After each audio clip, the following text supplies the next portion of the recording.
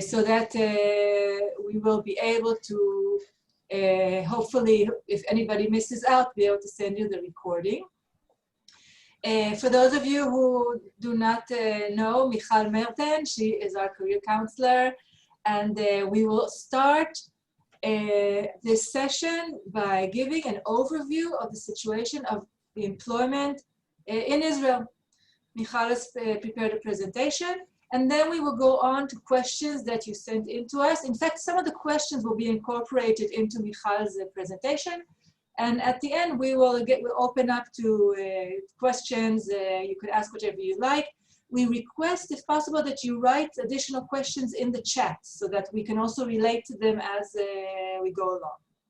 So, Michal, please. Okay, so good evening, everyone. And as you said, as I was going over everyone's questions, I thought that just a general overview of the present situation in Israel. I did try to get a lot of numbers, but obviously due to the pandemic, that has not always been easy. But just to give you an idea of what you can expect, just 1 second, let me share my screen with you, and then we can actually see the presentation.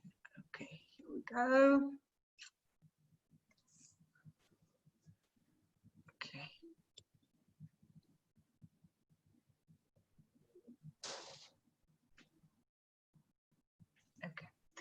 So the job market in Israel, just some statistics to show you what's been happening here.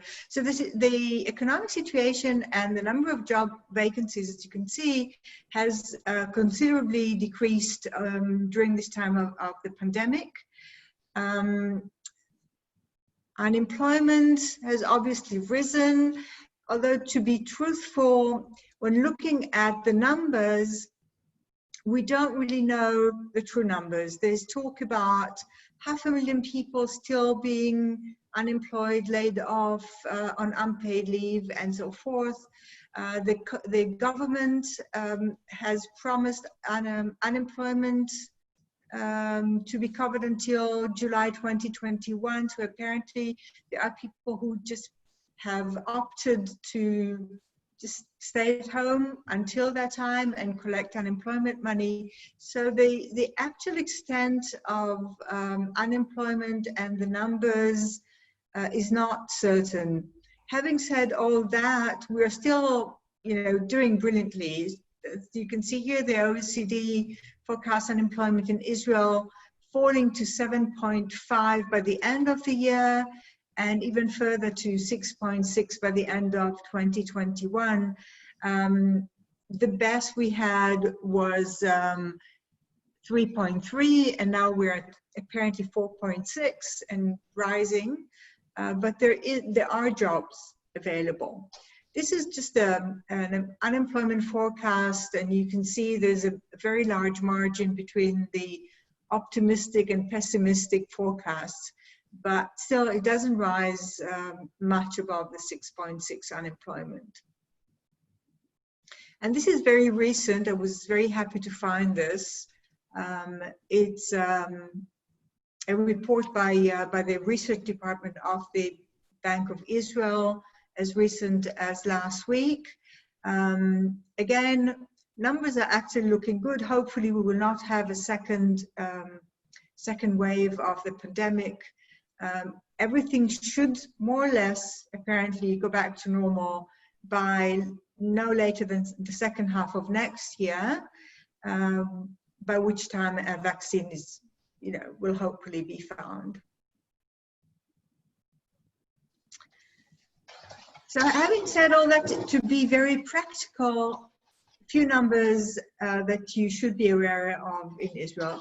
Israelis tend to look for a new job every 2 to 4 years. And in the technology sector, in what we call the high tech, it's even, I don't know if to say more or worse than that.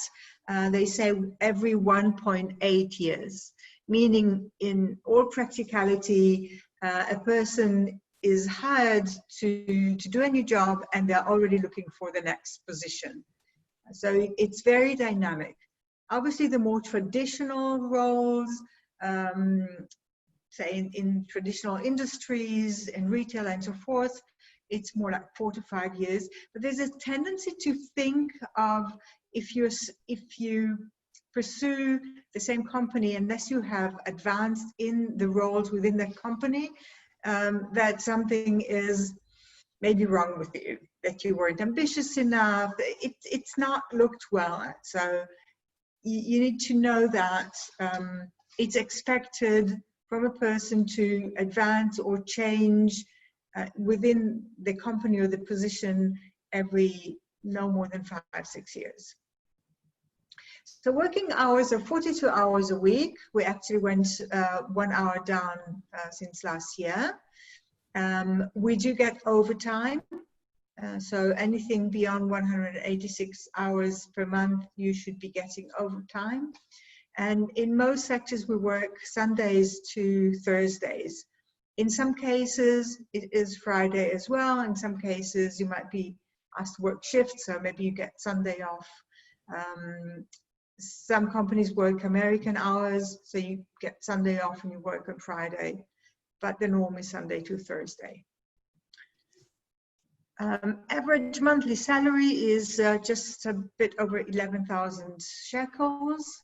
If you want numbers as to, you know, cost of living and so forth, our Daniela Shapira, our Aliyah and Klita advisor, has a whole page that we put together with numbers and cost of living, how much is rent and so forth, so that you know what to expect and how much money you really need to make it through the month.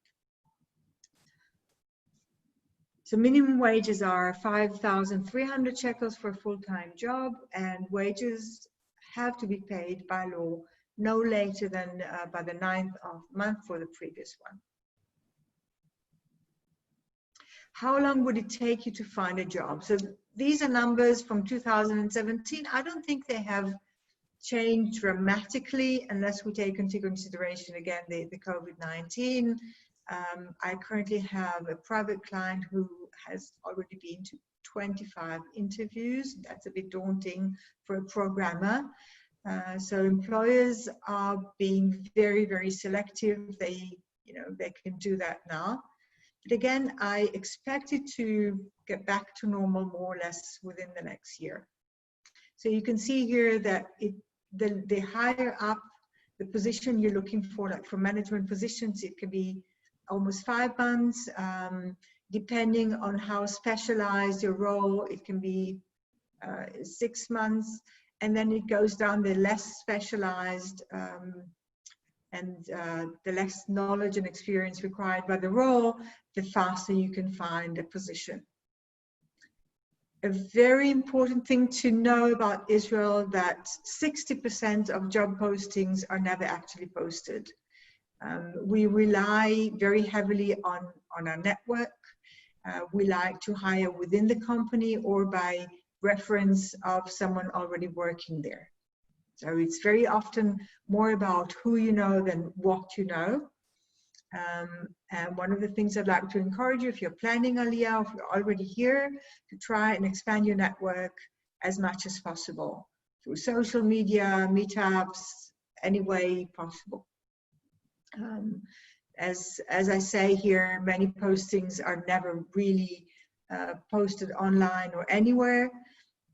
One way to find good employees is by having someone who works for us recommend one of the friends. You would never recommend someone who you wouldn't think is up to par.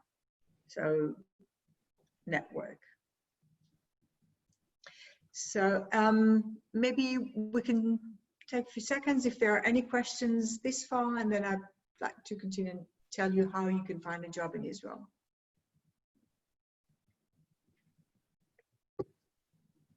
Okay. So the largest industries are low tech with 30% and high tech with 25%. And under low tech, it's traditional industry, it's the services, hospitality, and so forth. Government takes up 20%. finance 15%, and then pharma and non-profit are 5% each. You should also know that the largest number of vacancies is to be found between the cities of Hadera and Gedera, so in the center of Israel. While you can find jobs in the periphery, Haifa and further up north, Beersheba, Eilat, the bulk of high-tech, for instance, is in the Tel Aviv area, going as far north as Ra'anana, Herzliya, Netanya, and down to Rehovot. Jerusalem also. So what does it look like? What is the process like in Israel? What can you expect? And how long would it take you, not in months, but in stages? So as you can see, the first stage is what we call sourcing. That's the company starting to look for candidates, and the screening, assessing, interviewing, then verifying, and then the final two stages are offering and hiring. So sourcing. We have recruiting agencies. These are companies that specialize in finding candidates for their company. So they don't work for us as the job seekers, they work for the company. However, there is, they're looking for the best candidates. So there is something of a win-win here. And you have recruiting agencies, most of them, they are specialized in specific fields. It can be finance, it can be admin, it can be English speakers, it can be high-tech. So you can find them. We have lists, if you ever want them, we have lists of recruiting agencies, of headhunters and so forth. Headhunters are those mostly specialized in doing just that. They look specifically for people with a certain set of skills, usually in mid and upper management. Sources are a new breed. What they do is just that, sourcing on social media. They hardly ever actually speak to you, unlike recruiting agencies and headhunters who would call you. What they do is they comb social media, most likely LinkedIn.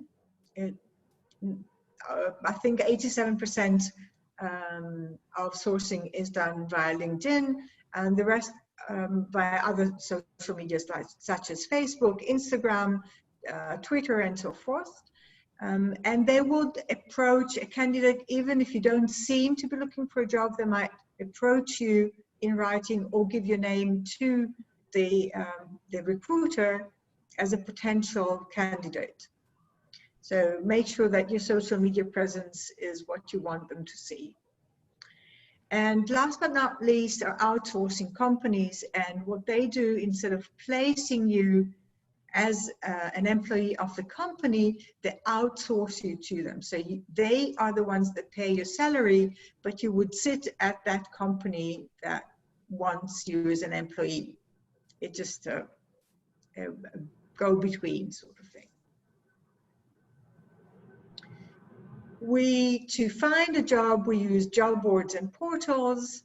As I said, we have specialized recruiters and recruiting agencies, and we rely heavily on social media and networking.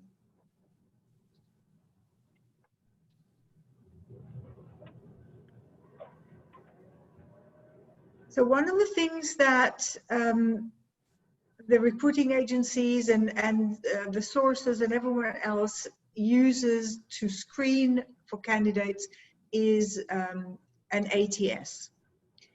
You have to understand that those people receive hundreds of CVs a day.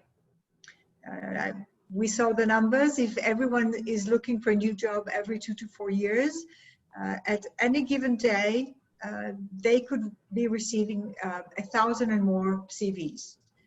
And if it's a recruiting agency, the recruiter, the girl who sits over there, or the young man, doesn't matter, they might work for more than one company.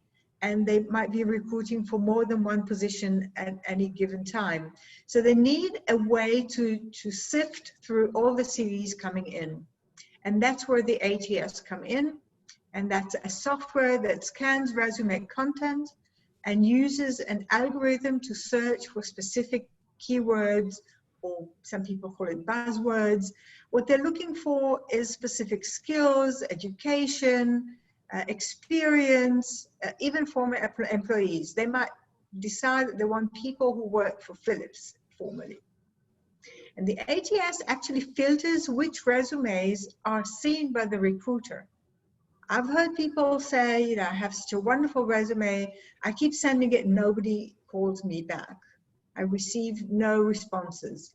Very often that is the reason. If you don't adapt your CV to the specific ad and use the ATS friendly words and your skills and so forth, it will not be seen. So that's something to keep in mind. Almost everyone uses them. Just again, some numbers. 99% of Fortune 500 companies use ATS, and as I said, in Israel, almost everyone.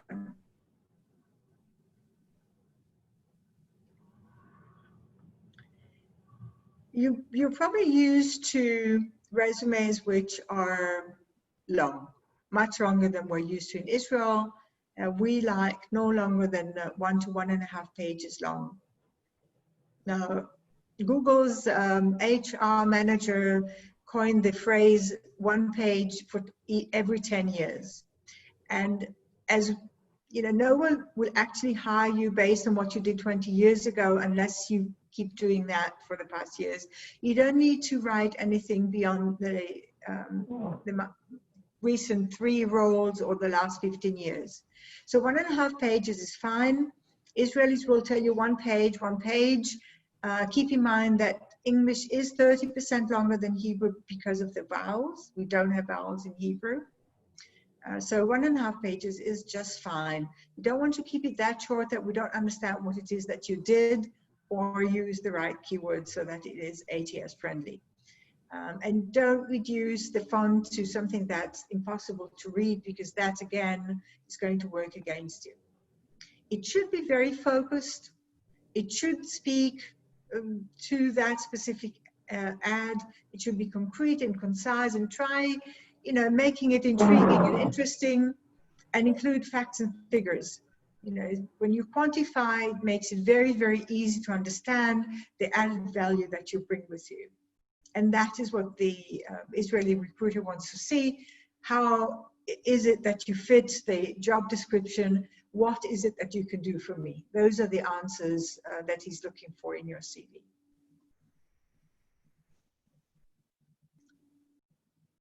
So hopefully you get through the screening and you get to the interviewing. Just before the interviewing, in many cases, you might get a test or an assignment or an assessment. A test or an assignment are a question, or they might ask you to do, say you're in sales, they might want to see how good a salesperson you are. They might give you an assignment to write a short presentation. An assessment is often carried out by an external company that does psychological assessments. And if you pass that, then you get to the interviewing.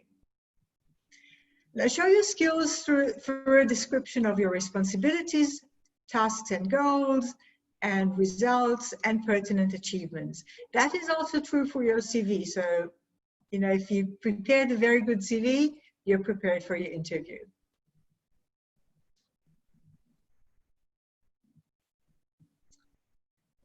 And hopefully you get to the stage where you're offered this position and you get hired. Someone asked about contracts. There is no standard contract in Israel, but you most certainly should sign a contract before you start working or on the first day. Legally, they are obliged to give you a contract before you start. Signing it has 30 days time. It is my recommendation that you try and sign the contract no later than on the first day you start the job, just so that everything is clear and correct, and you have that peace of mind.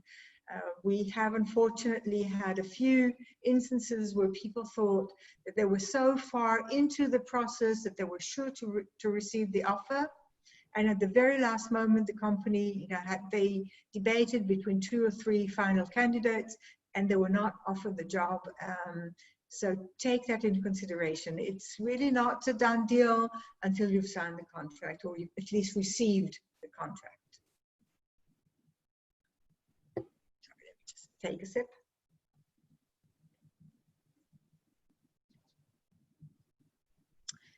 So the contract should include this very nice and long list of things I have included here: a clear job description. You don't want to find out that you didn't understand them well, maybe because their English wasn't that good or your Hebrew wasn't that good. You want a very clear job description. If you are all of a sudden required to go overseas for the job and you absolutely did not want that, then you can fall back onto the job description in your contract. Date of commencement, that goes, I think, without saying, but it speaks to the terms of notice period, to your rights and so forth. So that's important. In most cases, unless it's a temporary job or one with a specified time, a project, there is no end date. It usually says that it can be terminated, mutual understanding, or in case, God forbid, you embezzle or do something that's criminal, which I wouldn't think. Okay, the salary and what it entails, any additional benefits. Know that a trial period is usually 3 months. However, if it's a management position, it can be longer. It can be negotiated. Working hours, there's a standard. In some cases, overtime expectations. Again, in some cases, you might be required to work overtime, and then that is all regulated in the contract. How many holidays and vacation days have, and any additional information. And of course, God willing, you get to that stage, we're here to read the contract for you and give you any tips and advice that you might need.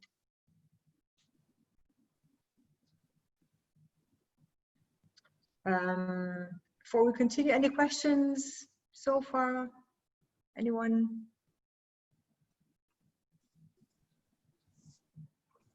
Okay. So one of the things that I suggest you do is strategize. Make a plan, because you need to know your financial needs first and foremost, so that you can decide on the type of job, how soon you want to start. I mentioned before, Hebrew is really very, very important. If you don't speak at least basic Hebrew, many jobs will not be open to you. There will be a glass ceiling where you will not be able to advance. This is Israel. Official languages are Hebrew and Arabic. Most people speak English, but it's no longer, it's a great asset that you do have English. Many Israelis speak very good English.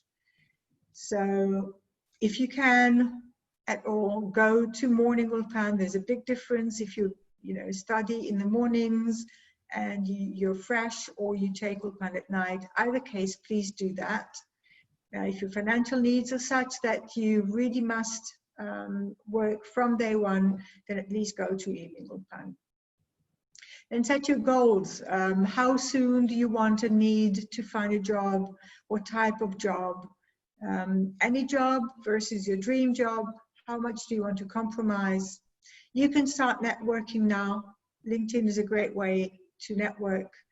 And working from home or freelancing, just today I saw an Israeli company advertising a transcriber job for English speakers, which is a work from home. So you could actually start working for a company like that while you're still overseas, And then when you transfer to Israel, when you make Aliyah, you can continue working for them. It's also a way to start getting your name out there, if it's possible. Of course, not everything is possible with freelancing, but there are more and more work from home opportunities, especially due to the pandemic. So create your job search plan. You know, define your visions, your goals, think about what your possibilities are. If you are thinking about upskilling or maybe changing directions or compromising in any way that you think would be good for you, just write down your knowledge, your skills and experience. There's something we call transferable skills. So if you say were a lawyer and you trained interns, you know how to train people, maybe you can teach. Okay, so you can take those skills from one industry into the other and you can use them. Think about your professional value proposition and brand. When we are looking for a job, this is really, we market ourselves. We're trying to market who we are and what we can do for the employer. So what is your PVP? How do you want to present yourself? And based on that, you can define the one or more types of positions you'd like to find. Again, based on that, you can write your CV, one or more versions per the positions that you're looking for. I remind you of the ATS and the keywords that you want to use. Build your LinkedIn profile or improve it if you have one, and make sure that your social media presence is what you want it to be. Now, the standard way of looking for a job is all those job boards, and I'm looking for, say, an admin position. So I'm looking for admin positions in Tel Aviv. But you can go another way about it. Make a list of the companies that you think you'd like to work for. Do you want to work for Microsoft and Google? Do you want to work for an international company? You can go to the website, say, of a company such as Dun & Bradstreet, and they have a list of all the global companies who have a presence in Israel, and try following them and see what types of positions they have that you could be a good fit for. You can follow them online, you can create alerts on Google, you can follow them on LinkedIn and other social media. Okay, we have a question. Does Telfed have a list of available jobs? We do have a job board, but you know, we're a very small company, so and a non-profit at that, so we don't have a great variety of jobs to offer. Yeah, I'll post them regularly. We do have a very nice list of links, portals, and people that you can network with that could be helpful in finding a job. Sorry. And as I said, you know, develop your network. If you create a list of your daily tasks and monitor your process, I think you should be doing just fine. So what types of jobs are out there for Anglos?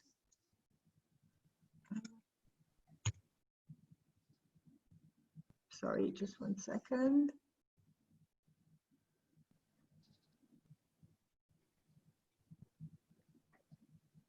Okay. So these are just some suggestions, jobs for Anglos that don't necessarily need very high level of Hebrew. Teaching English, content writing and technical writing are also things that you can train for. Admin usually does need a minimum of basic Hebrew, but always some embassies are also looking for admin and other skilled personnel. You can look into that. Childcare, some families would like someone who speaks English with their children. There's cleaning. In retail, you usually do have at least basic, not only spoken Hebrew, but you know, read labels or be able to use the till. Sales and international sales and business development, that's where English is a very great asset. Many people do some sports coaching.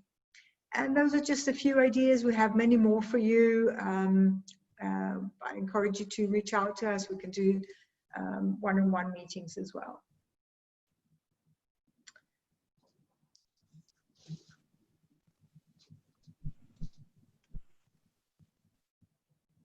Okay, that was all from me. If you have any questions, anything that you'd like to ask.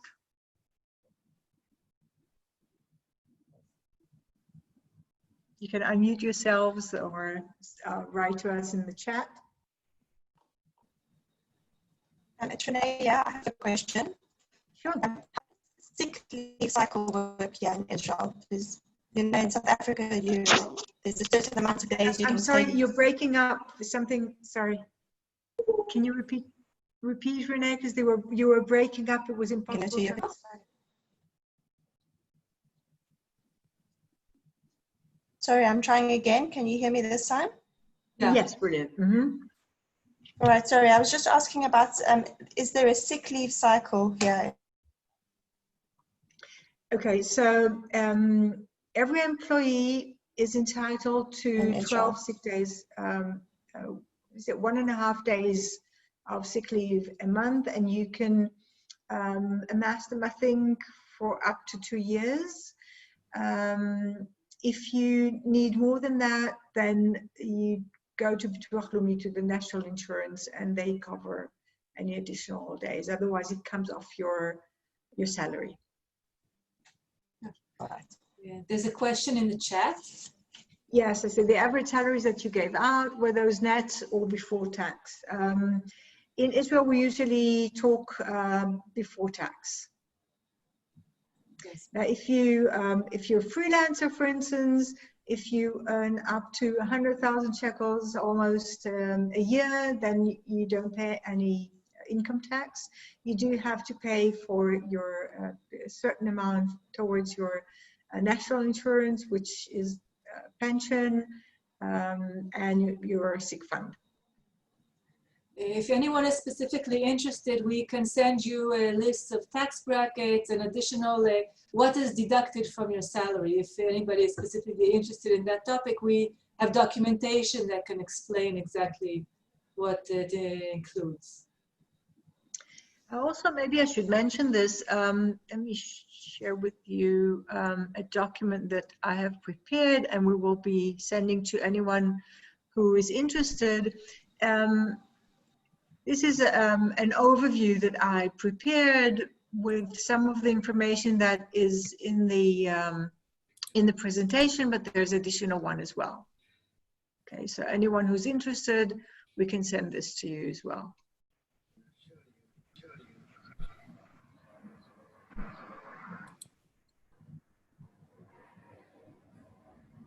Okay. Okay, anyone else, anything else? Okay. Okay. Okay, sorry, it's asking for the document. We will send you. We will send it for sure. Okay, so we really invite all of you whenever you feel the need to contact us, and we can also have one-on-one meetings.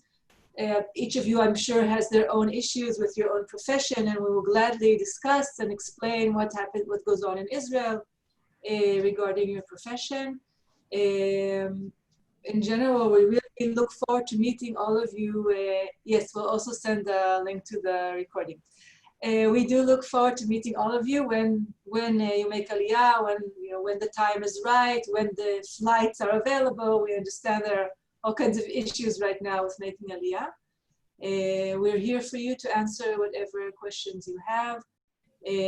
Also in the preparatory stage, you might want to start working on your CV and on your LinkedIn profile, especially the LinkedIn profile, because it's very good to start making connections with Israelis even before you have arrived. It means that once you are here, you have already reached out and you can start really meeting people, maybe not face-to-face, depending on what's happening here with Corona.